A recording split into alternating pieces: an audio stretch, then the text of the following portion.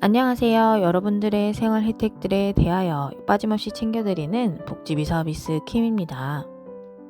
운전 도중에 단속 구간이 나오면 내비게이션에서도 이 속도를 준수하기 위해 미리 알려주도록 시스템이 구동되게 되어 있습니다. 그래서 알림에 맞춰 속도를 늦춰 천천히 주행함에도 불구하고 시간이 지나서 과태료 통지서를 받으신 경우 혹시 있으셨나요? 모든 조건을 준수했음에도 불구하고 비싼 과태료에 당황해 고지서를 들고 경찰서를 향하는 분들도 계시는데요. 오늘은 고속도로 제대로 운전했는데 과태료 날라오는 황당한 사건 왜 이렇게 되는지 영상으로 준비했습니다. 오늘도 시작 전에 구독과 좋아요 꾹 누르고 시작하도록 할게요. 국내 고속도로는 100km에서 110km로 속도를 제한하고 있습니다. 하지만 종종 규정 속도를 지키며 운행했음에도 과태료 고지서를 받았다는 운전자를 보기도 하는데요. 이들은 내비게이션에 안내하는 속도에 맞춰 운전했다라며 억울함을 호소하기도 하는데 이는 가변형 속도 제한을 미처 확인하지 못하고 평소대로 운행하다가 벌어진 안타까운 경우입니다.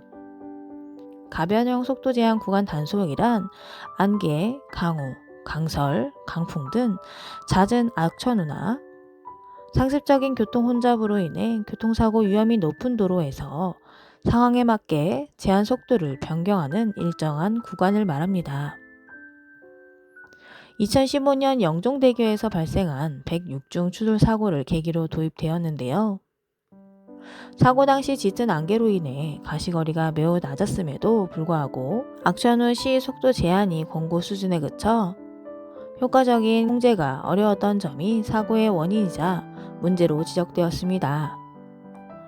이에 대한 대안으로 가변형 속도 제한 구간 단속 시스템이 적용되기 시작했으며 2017년부터 현재까지 본격적으로 운영되고 있습니다.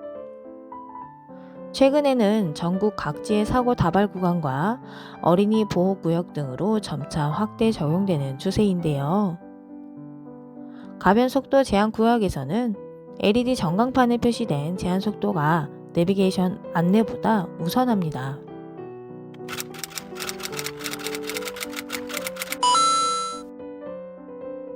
급격한 기상 변화 등으로 인해 전광판 속도 정보가 내비게이션에 늦게 반영될 수 있기 때문입니다. 따라서 운전자는 반드시 전광판을 주의 깊게 확인하고 표시된 속도를 정확하게 준수해야 합니다. 만약 내비게이션 안내와 다를 경우 전광판 속도를 따르시면 되겠는데요. 속도 변경 기준은 도로교통법상 기상 상황별 제한 속도를 근거로 합니다. 기상 조건에 따라 평시 제한 속도의 20%에서 50% 수준으로 하향 조정되며 가변속도 구간에서는 실효성 확보를 위해 속도 위반 단속이 병행됩니다. 따라서 주관적 판단에 따른 임의적인 속도 변경은 지양하고 전광판 안내에 따른 안전속도 준수가 다른 그 무엇보다 중요합니다. 평소의 제한 속도가 100km였다면 안개, 비, 눈, 악천후 상황에서는 80km, 50km, 적게는 30km까지 속도 제한을 두고 있습니다.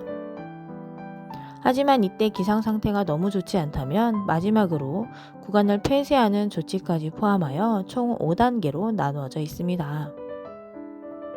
그렇기 때문에 가변형 과속 단속의 경우 과속 단속 구간에서는 내비게이션의 안내를 믿으면 안 되는데요.